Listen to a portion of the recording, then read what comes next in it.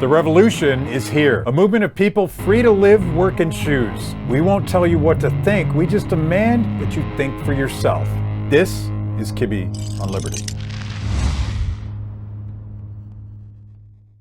Hey, Glenn, how's it going? Great. How are you? You are in trouble. I read your book on the plane last night, and I have questions. Okay. I hope I can answer them. Yeah, well, I'm also going to try to get us both out of our 2-year funk of depression and despondency about the future of the world. Yes. And you try to do that in the last chapter, but I mean, there are other things. I mean, we have 28 states now working against ESG that are in, one stage or another. I think people are waking up. It was still number one, and we're in the 11th week or something like that. Yeah. So people are waking up to it. So and this happens to you every time you write a book, I feel. But despite massive book sales for, I'm gonna flag it here, The Great Reset. Yeah. And there's some pretty creepy characters on the cover there. Yeah. It performed really well, but it was not acknowledged by the gatekeepers of book sales. Well, not entirely true. USA Today, Wall Street Journal, BookScan, all number one. New York Times, I don't think we've broken 13. Yeah. I mean, the first one of the weeks we sold like 3 times as many books as the number one book, and they had us at 13 or 14. I think we're currently at number 15. That's crazy, but I love it because it just exposes that they are truly gatekeepers. They are suppressing for their readers things that maybe their readers should read. Yeah. But they're acting as if, no, that's not a popular thing. That nobody's talking about that. Well, they're actually lousy gatekeepers if you think about it. Yeah. And so, I'll be optimistic about all of our news gatekeepers, including big media, eventually, because I think it's hard. It's like whack-a-mole. They keep trying. They want to suppress the news about your book. They want to suppress stories that don't fit the mainstream narrative. They want to suppress anything that criticizes China. And yet the stories get out. Yeah, the key here is that you just have to have a lot of different sources. Yeah. It's whack-a-mole is a good way to describe it. We were talking about China and Shanghai. Is that because Twitter isn't doing their best to suppress that, or is there just a billion people trying to get that out? Yeah, I think there's so many voices and so horrific what's going on there. And we should get into that because I feel like what's going on in Shanghai is at the core of the story that you're trying to tell in this book. That in Canada, those two. Obsessed about the Canadian truckers. It is. I just talked to the pastor, been arrested 16 times, has like 190 citations, just got out of prison, solitary confinement, 50 days. What he described, what he went through was hell. And he saw the paper, all the paperwork. It was coming from the Trudeau administration. It wasn't going through the regular channels. Yeah. But talk about whack-a-mole. Like Trudeau perhaps showed too much of his hand because the extreme measures he took against these beautifully peaceful protesters tells us what's in store for us next, right? Oh, yeah. They're going to debank us, and they're going to jail us, and they're going to go after us simply for expressing opposition. So, and I think he had to pull back because... But he really didn't. I mean, he really didn't pull back. I mean, he ended the emergency, but that didn't change the results or the outcome for any of these people. Yeah. It's kind of like January 6th. We might not be talking about it, but they're still there. They're still there. Yeah. And not coincidentally, you've surely seen the video of Klaus Schwab, the Dr. Evil in your story here. Right. He actually looks like Dr. Evil. He does. I mean, he dresses like Dr. Evil. And he's got a German accent. Anybody who's got, and we make you talk. You don't want that guy. That's like the last guy you should pick. But over and over again during the Canadian trucker things, you watch a video of Klaus Schwab saying, Justin Trudeau is my boy. Yeah. Oh, yeah. and my cabinet and his finance minister. Yeah. And, there was something else that just came out from, I don't know what it's called up in Canada, but basically a FOIA request from Rebel Media. They wanted documents, internal documents, and they found that the week that Trudeau was saying the Great Reset was a conspiracy theory, his finance minister was meeting with the Great Resetters, putting it all together. He has all the paperwork. It's like, wait, you're saying this is not happening, but here's the paperwork from the same time. I love how they named it in a way that sounds like a big conspiracy. Oh, yeah. And then when you repeat the name that they named it, the Great Reset, they're like, that's a conspiracy. Conspiracy. I know. You're like, it's like when you said New World Order. Okay, I'm not saying that that's the Antichrist thing or whatever people might think it is, but I think they named it the New World Order. There's a New World Order emerging. Yeah. I think they did that so when we said they're talking about a New World Order, it's easy to dismiss us as kooks. I mean, it's what I would do if I were them. I'd be like, they'll eat this up. Just keep calling it the New World Order. So let's set a baseline in case people don't know what the World Economic Forum or who Klaus Schwab or what the Great Reset is, because the basis of this book is a critique and a warning that these guys have been working at this for a long time, and it's coming. What is it? So it is a New World Order. It is. It's funny. You can split the world in half. It's going to lead us to a bipolar world where you'll have Russia, China, and India, and probably Saudi Arabia, etc. They will be part of one Axis power, if you will. We will have the Allied power. The only difference is one side, China in particularly, and Russia to some degree, one side is authoritarian but wants global control. The other side is doing more of a regional thing. They're just doing the free world, but it's the same total control. What you're seeing in China is what America is heading towards. They've come up with there's this great book by Stuart Chase. Do you know who he is? Mm-hmm. So Stuart Chase, the guy who coined the term the New Deal, was in the FDR administration, wrote a lot. Towards the end of the war in 42 or 43, he writes a book called The Road in Which We're Traveling. He pretty much lays this out. And he said, look, this is where we're headed. He said, 10 years ago, I would have called it fascism or communism, but we know that those things, the fruit that they bear now. Yeah. So he said, we just would call it System X. But here's what it is. It's not grabbing control. It's not grabbing the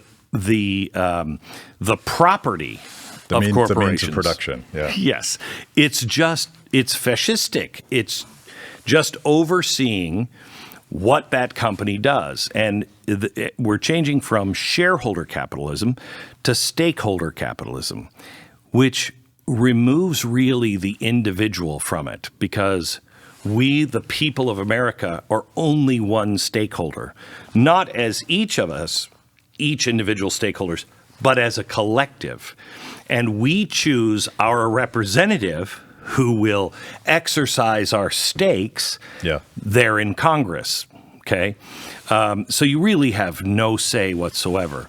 And this is why when we had the Paris Accords and Trump pulled out, everybody freaked out. And I thought that, didn't you? I thought that was so strange. I'm like, guys, there's really no teeth to it. What are you doing? There weren't teeth in the actual environmental part.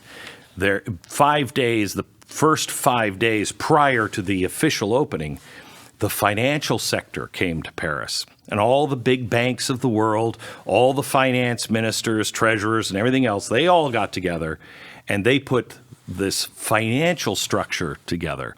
If you don't comply, how are we going to enforce it? Not as a government, but as finance people. Yeah. And that's where the system of ESG really was born. E, environment, S, social justice, and G, corporate governance. So everyone will be judged on their ESG score. And it starts at the corporations. It's why Coca-Cola, it's why Nike, it's why all these people are leading the way going, we're woke even if our people aren't. Because the people don't count anymore. Yeah. It's the banking community and the government that counts. And you will, just like in Canada with the truckers, you will lose your home, your mortgage, you'll lose your trucks, you won't be able to bank if you step out of line. They're currently saying that these conspiracy theory, but that's exactly what it is. Yeah. You know, and you and I and a lot of folks in our community have been talking about the Chinese social credit system. Oh, yeah. And why Vaxports and various electronic means of tracking people's behavior is really the infrastructure to build the Chinese model. And you're using the word fascist correctly, which nobody does anymore. It's not about Nazis and rounding up the Jews. It's about control. Yeah. Without ownership. It's about controlling business instead of owning business. Correct. And the Chinese social credit system is kind of it's the prototype for this, because the bankers are nominally private. The tech companies are nominally private. The enforcement mechanism of the government program is very much a partnership with government.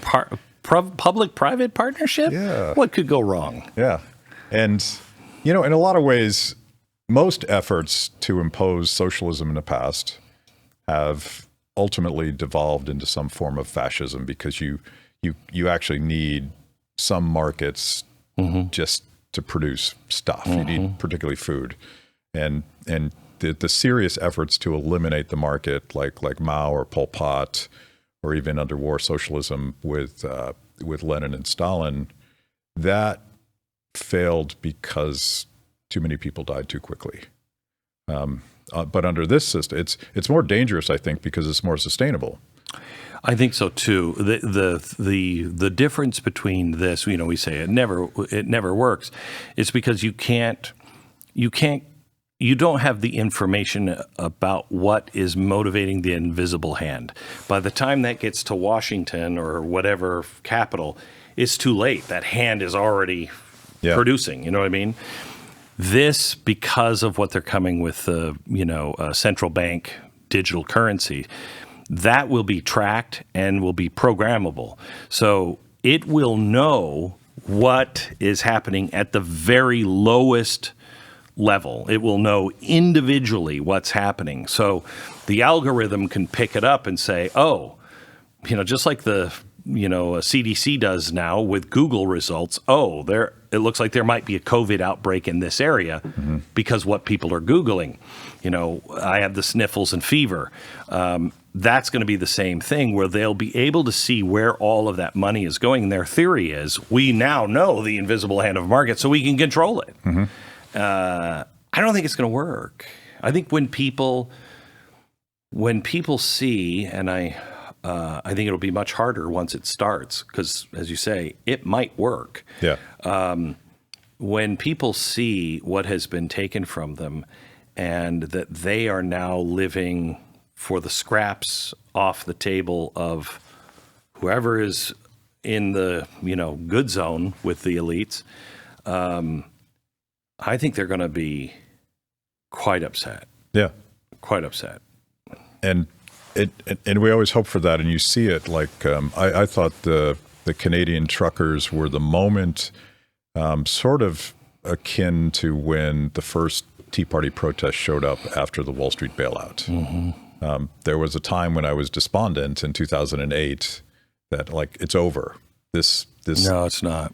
And it's obvious. I don't think it's ever over, but what happens, and you can never predict what it is, but the Canadian truckers turned out to be the catalyst that I think is transformative. We still don't know where this goes, but I think that is the revolution against this sort of conformity. So here's the problem that I think we're going to have. is I think this is going to happen so fast based on an emergency. I mean, I talk a lot about don't let a serious crisis go to waste.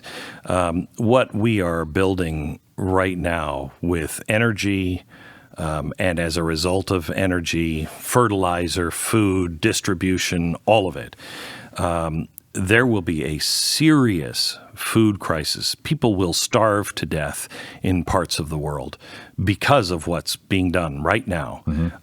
And if you have that and a real financial collapse, you saw what Americans did when they understood the Constitution in World War, prior to World War II. Yeah. They will find people that will feed them. The chilling lesson of the last 2 years is that if you scare people, they will comply. And they learned that lesson, and they are going to scare us. Which is why the narrative, I mean, your book comes out at exactly the right time, because we're currently fighting about the narrative over the last 2 years. Why did this happen? Did all of the liberties and, frankly, our humanity, did giving that up actually keep people safe? And there are people insisting to this day that the lockdowners, the people that engineered this crisis, are insisting this. And it feels like the Achilles heel might be what's happening in Shanghai, because it was the Chinese model. Lockdowns were the Chinese model, and the tools that they used were the infrastructure of a social credit system type thing. But the goal, zero COVID, was never possible. And shouldn't be. That is the much more dangerous in many ways, but that is the equivalent of too big to fail. TARP, we're not going to let any bank fail. We're not going to let anybody fail. You can't do that, and it's bad for the system if you do that. Yeah. This ignoring of natural immunity and chicken pox parties is ridiculous. Yeah. I want to take this concept, the Great Reset you describe technically as the new fascism. I don't know if you use the word new, but it's sort of this technocratic. Yeah, I think it's the rise of the 21st century fascism. 21st century. Yes, I should read the book cover. You can't judge a book by the cover. But what's interesting, and this is a deep dive that I did, trying to figure out sort of, I immediately looked at at Faucism, and I was calling it scientism, which is a phrase that Hayek came up with when he was trying to explain the origins of socialism and why it wouldn't work. And he wrote a book called The Counter-Revolution in Science, which is a critique of sort of the fanciful theories of people that thought you could use the tools of the hard sciences, which were considered more truthy, right? And apply that to humans, like come up with a science of humans and politics. And the founding father of the word socialism was a guy named Henri de Saint-Simon. And he was a French aristocrat that wanted to use the surprise. Yeah, the French. I mean, What do you do?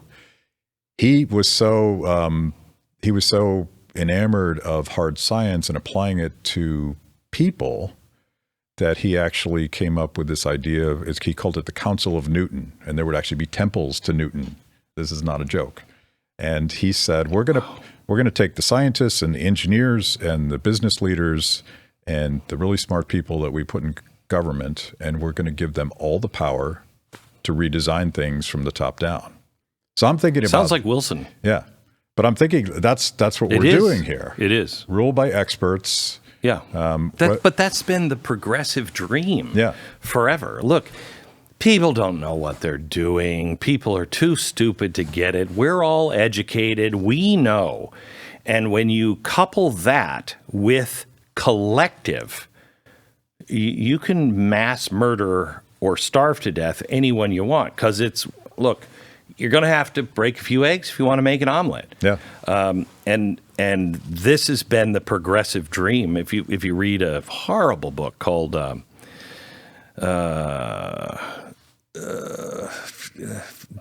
Philip Drew, Administrator, that's what it is, written in 1915.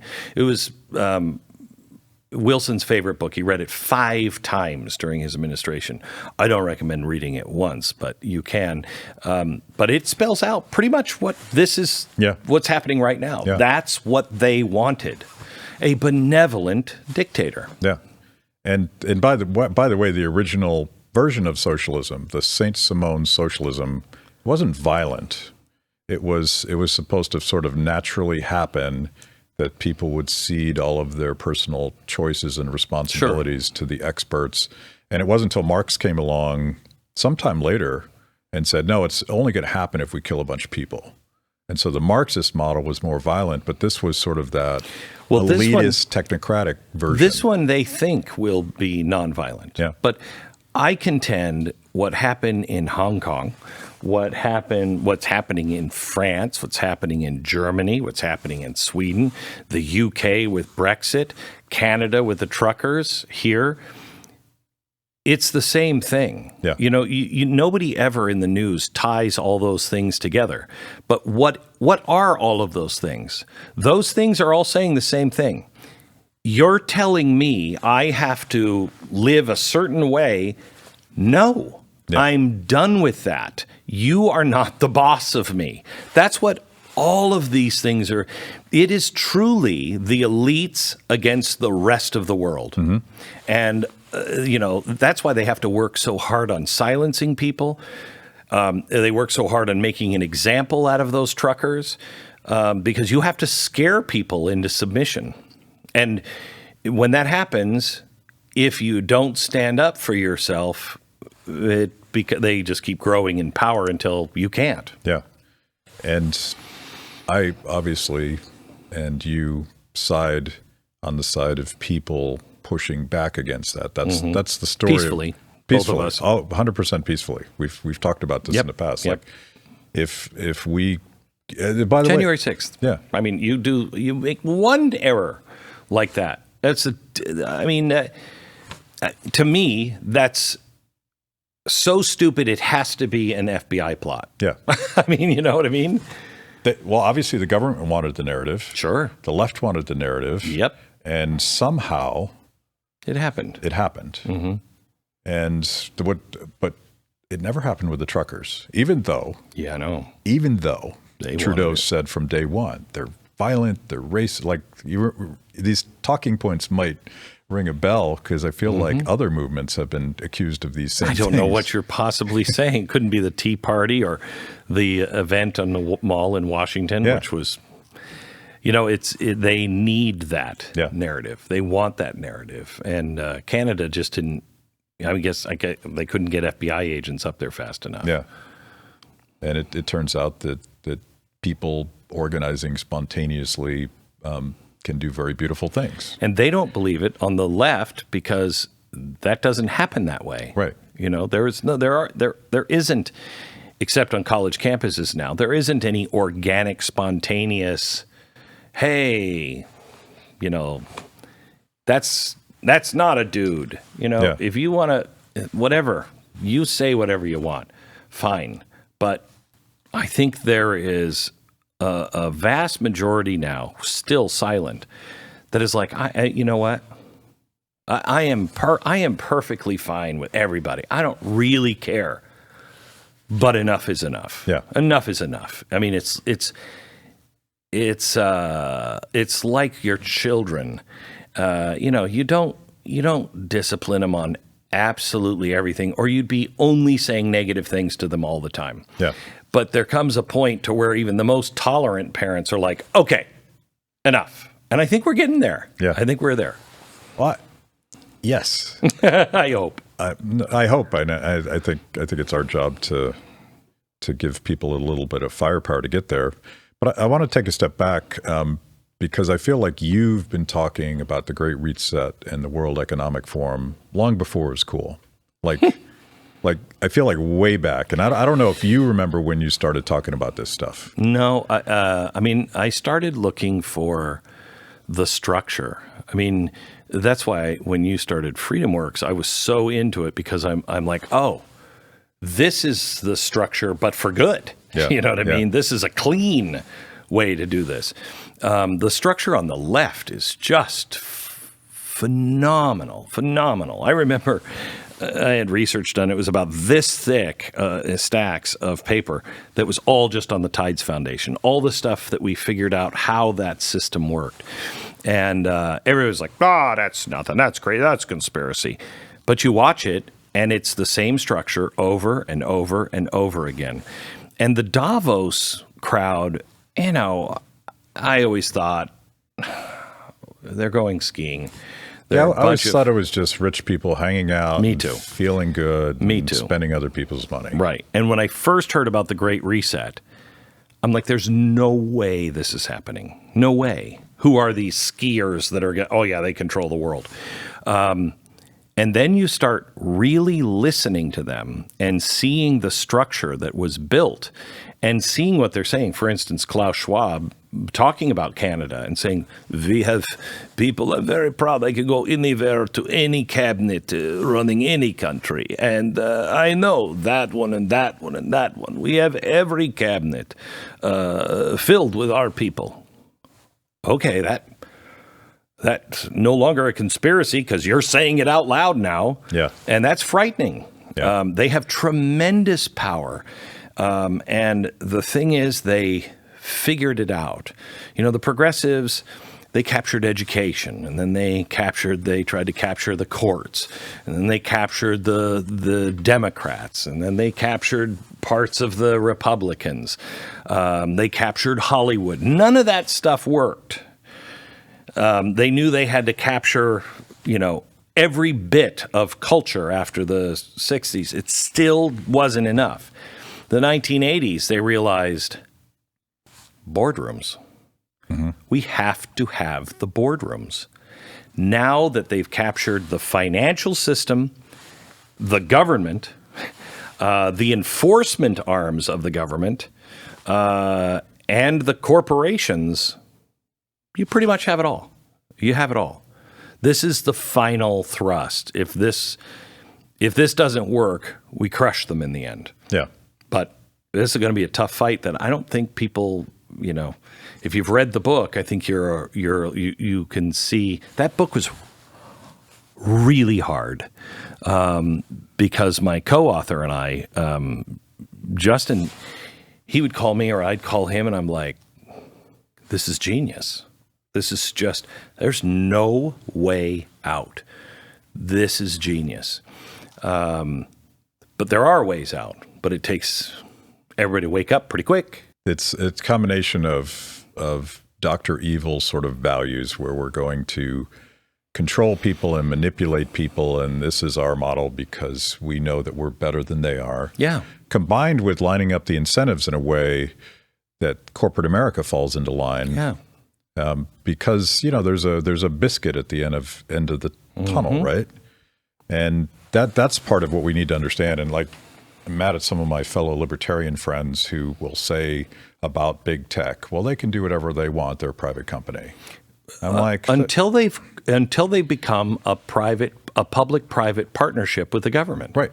Once the government, the real solution to all of this, not more laws or anything else, it's telling the government clearly, you have no seat at any corporate table, period. You have nothing. Stop all of the lobbying and everything. Nothing. Your only job, make sure everybody is playing fairly. That's it. And you know what? Let them go. The problem is that these corporations are in a public-private partnership. I mean, look at the devastation of Russia. This is going to come and bite us in the ass big time because we've just blown up the dollar. We've just blown it up. And the world isn't stupid. They know that. They've known for a long time. When we bailed TARP out, when we did TARP, and we bailed those banks out, that's when the world knew, they're not interested in the world currency, reserve currency anymore, because they're not sacrificing for the currency. They're bailing things out because they want their stuff now. Yeah. And they knew that. when you look at, I've seen sanctions. I mean, I'm almost 60 years old. For the love of Pete, I've seen sanctions my whole life. They never work. Why? Because you can't get everybody on board. When I saw the number of corporations that just suddenly, whoa, we're there. And when McDonald's said they're not going to do it, and then 3 days later, they said, we felt the reputational risk of McDonald's was too high not to get involved. Reputation, you run a place, your mascot is wearing big red shoes. What are you talking about, reputational risk? They meant with the banks and the insurance companies. And when they'll ditch the billions that they put into Russia and the billions of infrastructure that they have invested in that country and walk away, that's a pretty intense power. And if they'll use that power against a guy whose country is full of nukes, and he might be so bat crap crazy that he might push a button, if they'll do that to him, why wouldn't they do it to Glenn Beck and Matt Kibbe? Why wouldn't they? Yeah.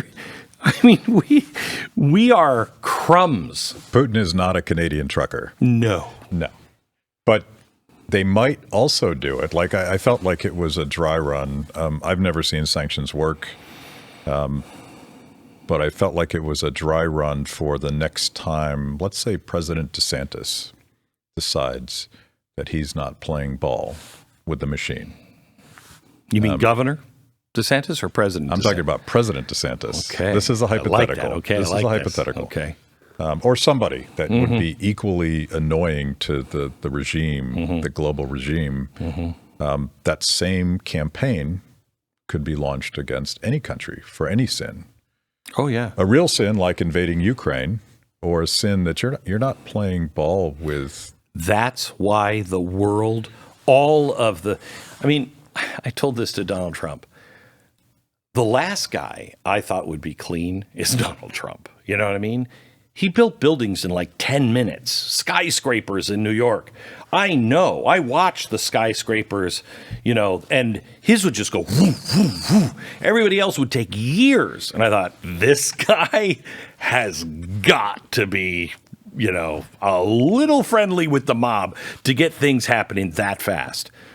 He's had every one of the Five Eyes definitely have done deep dives on him and his family, and you got nothing? That shocks me. You got nothing.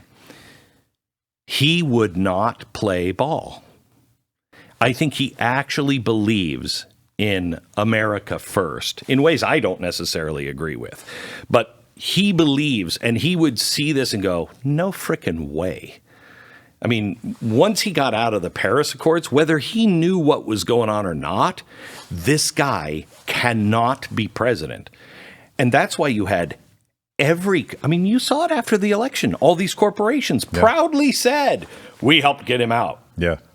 All the countries that were spying, and it's because this new global order will not accept somebody like DeSantis or Trump or anybody else that says, no, we're not playing ball with you. But to go back to the whack-a-mole metaphor, like they start to show their hands when Amazon just pulls a plug on Parler. Yeah. That's a desperate act. That's not a sophisticated act. Oh, they're terrified. They know how close they are to the edge. They know it. And it is demonstrated I went up to Idaho. I've been visiting states all over the country, trying to talk to them, answer questions about the Great Reset. And so I've been meeting with state senators, state houses, and governors saying, look, these are the things you should understand about this. I went up there and, I talked, it was done. They were all like, oh my gosh, absolutely done. Right after I left, 5 of the big lobbyist firms from banks show up from Washington, D.C., and they just start cornering people. And gosh, I would hate to say they've got funding for their reelection, but all of a sudden, these 5 big banks, Idaho, what is it? You afraid that the potato people are going to, I mean, really, Idaho? They said they've never seen anything like it. And they flipped it. They flipped them anti-conspiracy theory. This is just business. We have a right to do our business the way we want to do business. And they flipped them. They are freaked out because they know it's not done yet. The one thing that beats all of that concentrated power and all that money being poured into politics is people. And that's why I'm optimistic, because every time they overstep, there seems to be an alternative pathway. People are clever. People are entrepreneurs. And you don't need everybody to be that way. And also, this is something that has bothered me since, 1979? This has always bothered me. I think it's one of the most accurate things in Star Wars. The stupid shaft from the center, from the top, the surface of the Death Star that goes right to the center, that's what these people do. Right. Right. You won't see it right away. They won't see it. But you look at it long enough, all of a sudden, there's just going to be this shaft that goes right to the heart of it because they're global planners. Yeah. You know what I mean? They're building this machine and nobody is thinking, wait a minute. Yeah. So I think the shaft might be their money and what they've done to their money and blockchain and crypto. There's a reason why Hillary Clinton pronounces that crypto's the problem. Mm-hmm. Because that probably is their Achilles heel. They can go with their modern monetary theory and they can just completely destroy the money supply and they can try to globalize that, but it's just going to push people into alternatives. Yes. This is and you didn't spend a lot of time on blockchain, but I still hang some of my hope on blockchain solutions that eliminate the need for Amazon servers. And yes, we can create our own, but as a lot of people have pointed out, you go create an alternative to Facebook or an alternative to the banking system, it can still get taken over by the bad guys. Mm-hmm. You need something that can't be taken over. Mm-hmm. And that's where blockchain type solutions become fundamental, which is why the Biden administration is softening the ground on the regulation, takeover, destruction of cryptocurrencies. This is the next mole to whack. Is cryptocurrency. Yeah. Yes. So why do you say, softening the ground? I thought you meant softening the pounding of them, because I don't see them softening their pounding. No, it's their first salvo, right? Yes. Here's an executive order. It's loosely worded.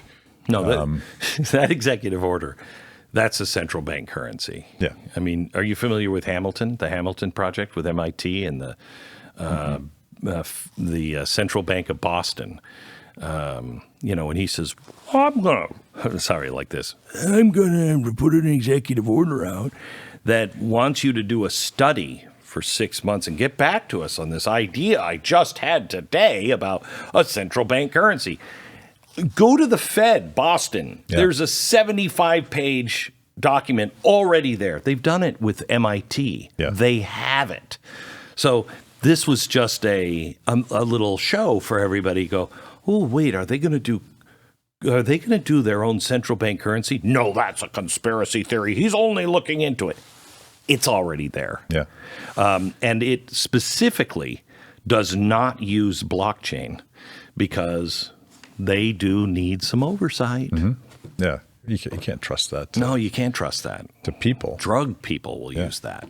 And so there's a technology hack that I think they're scared to death, but it's intimately related to the other Achilles heel, the other shaft in the Death Star is people and the values that hold people together. And to go back to the Canadian truckers one more time, there were some core values. I would call them libertarian values. You might call them conservative values. I don't know what any of those things mean anymore. Well, every word is meaningless, but the values aren't meaningless. Correct. So, like, think decency, honor, hard work, self-reliance. Yeah. But think about the 4 things that I've boiled it down to 4, which is totally arbitrary. But people were showing up finally. Americans didn't do it, but Canadian truckers did. The freedom to work and earn a living for your family. Yeah. Just reacting viscerally against this idea that somebody wasn't essential, and that you didn't have a God-given right to go earn a living and work hard. Mm-hmm. It's not, I hate to say right to work because that has baggage of legislative and political stuff. The right to leave your house and to cross like I don't know about you. Well, you're in Texas, so you had a different experience. But in the Northeast, if I wanted to leave D.C. in March, April, May of 2020 and drive into New England, I would be stopped at the border. I might be arrested in states like New York and Connecticut. Do you remember this? People forget that. I never saw the roadblocks. I mean, because COVID happened, and I was here in Texas for 3 months, and I said to the family, "Let's go up to Idaho. I have a ranch there. Yeah, let's go up to Idaho." We got in the car. We drove past all those states. Yeah, I had Gaston write me a memo because reporters, the media, was exempted from this. So I had a little fancy piece of paper that said that I was with a media company, so that I was, unlike people, I was a special class. So gosh, it would be nice to be a non-essential worker, because then you could just stay at home. Unless there's food shortages, and then maybe only essential people get food, or more food than others. I mean, you don't ever want to have anyone deemed non-essential. That's not a good thing when you're moving towards fascism. Well, it's anti-human because it turns out that people need purpose. Yeah. And this is AOC talks about dignity, and she thinks you can pass it with legislation or get it from a politician. But dignity is the freedom to go earn a living for your family. Correct. And that's what they took away. And that's, I think, the visceral reaction, which wasn't conservative or libertarian. It was just human. Like, you can't do that to me. Well, the first thing they took away, remember, is the right to fail. And there is no dignity without suffering along the way, because you can't, right. You have nothing to be proud of. If it's guaranteed, I'm going to be successful at this. I'm going to hit this mediocre range because they're not going to ever let me fail or suffer. Well, what am I proud of in the end? I'm proud that I made it against all odds. This is I feel like that's such a core value that we need to rediscover, and why Jordan Peterson is so powerful. Yes. Because that's really his message. It is make your bed, take responsibility. You're going to fail, but it's going to be okay. Keep trying, and that will give you purpose in life. And during the lockdowns, they took that away from people. Yeah. They said that's not yours anymore. What's really frightening, you're familiar with the Fourth Industrial Revolution? No. Okay. So Fourth Industrial Revolution is something that I've been talking about for 20 years. Klaus Schwab wrote a book about it. Okay. 4 years ago. And it's what anybody who is a futurist or, technology geek knows. That I used to say it this way. The Industrial Revolution that we are, now out of, the Industrial Revolution from, when was the cotton gin? 1830, 1840. That really planted all kinds of seeds, just the cotton gin, to overthrow slavery. Okay. So from the cotton gin to 1940, you got 100 years of going from I have to have a whole bunch of people picking cotton to I've got a refrigerator in my house and a telephone and a car. Okay. Think of the changes that happened in that 100 years. It's unlike anything ever happened ever before. Okay. That took 100 years. We have the Fourth Industrial Revolution, which is now the tech revolution and the AI algorithm revolution.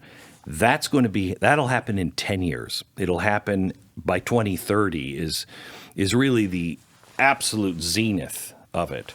And then it doesn't stop, okay? You have so many people being put out of work. You have so many people that are not going to be able to keep up. I mean, I can barely my television stops working. I'm at the point, I'm like, boy, my son come down. Can you fix it? Yeah. Think of the people that are going to be left behind that won't have a job because that job's not done by humans anymore, you know. And the accounting, that's done. That's over. There's not going to be an accountant in the world. Even all the way down. I don't know if you've heard the first AI song. Have you heard this? Unbelievable. Unbelievable. It is a good song, the musics and the lyrics written by AI, and I think the voice is even AI. You'd never know, and it's a good song. When you start having that kind of change that fast, you're going to leave all of these people in the dust. Joblessness is number one on revolutionary scale. Hunger, loss of meaning and purpose. They know, the great resetters, they're building the cage not just because they're Dr. Evil, but because they know they started here with, hey, the tech people, we've got an industrial revolution here that's going to change everything and completely overturn the world and its stability. You guys paying attention to this? And I think their politicians knew our time is coming. The media knew our time is up. The banking sector, too big to fail. This is not going to last. Tech was the last one to be eaten, and it's still not quite there, but it's close. And I think tech told them these problems, and because they're all working together to solve these things. And I think tech said, look, you protect us, we'll protect you. We will help you, but you have to help us because they're coming for all of us, guys. And it's just this nice little package of these elites that are protecting their own ass, not just because they've screwed everything up, but because they know the tech revolution that we're in the midst of now. Elites protecting their own ass is not a new story, though.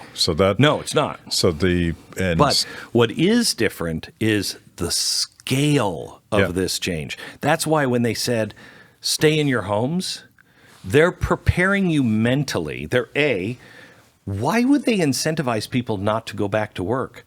Because those people will not have jobs in the next 8 to 10 years. There's going to be so much displacement. Spread it out. Get some of that displacement happening now. I mean, a lot of them, like the fast food industry, has replaced people with robots over the last 2 years. And it was a trend that was starting because of regulations of minimum wage. Trucking. What a great way to get trucks, these gigantic trucks, without a driver in them. Yeah.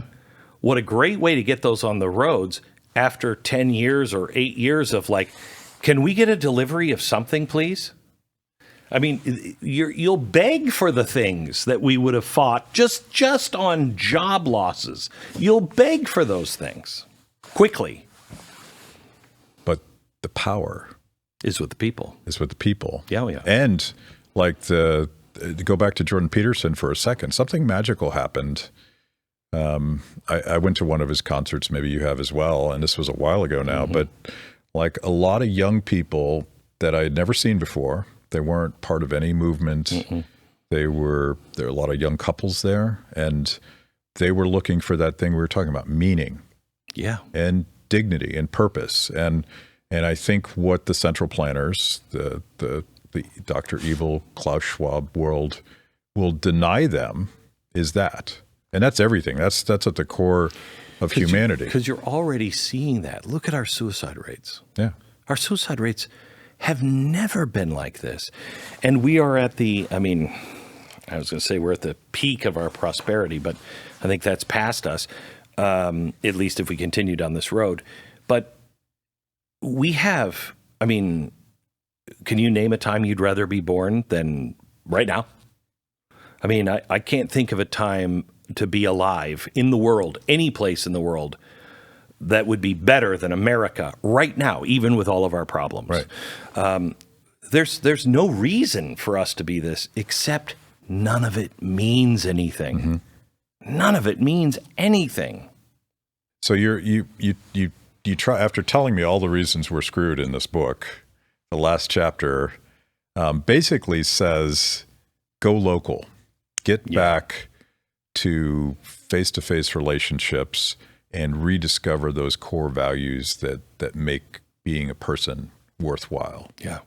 And it's the only hope. That's what, like, I want to believe they can't strip that from us. And they'll try. I know they can. I mean, we've studied these horrific experiments where humans become monsters because of centrally imposed rules that if you starve a person long enough, they lose their humanity. And we're doing this in Shanghai right now. People screaming from their high-rise buildings. They're beating their pets to death in the street. Like, at least now we get to see what this looks like. We don't have to wake up in the Matrix and discover. There's half the country that still is saying that won't happen here. I think libertarians, probably more than conservatives, half. Yeah, I think a lot of the people that think like we do are there going. I did a whole episode on stop telling me it's too crazy. It won't happen here, and I had a whole chalkboard full of things, tightly written, of just what's happened off the top of my head. Yeah. It's insanity to think that it won't happen here, but we have a lot of people that say, oh, it's different. We would never do that. Yeah. Yes, you will. But social entrepreneurship, just like plain old entrepreneurship, is just a couple people standing up and saying, guys, we got a problem, and everyone else saying you're crazy. Mm-hmm. And then slowly you can draw people away. This was the left's strategy for how they took over town hall meetings, how they took over the media, how they took over the schools. You start at the margins. So I'm thinking that people keep asking me, they probably ask you all the time, how do we start another Tea Party?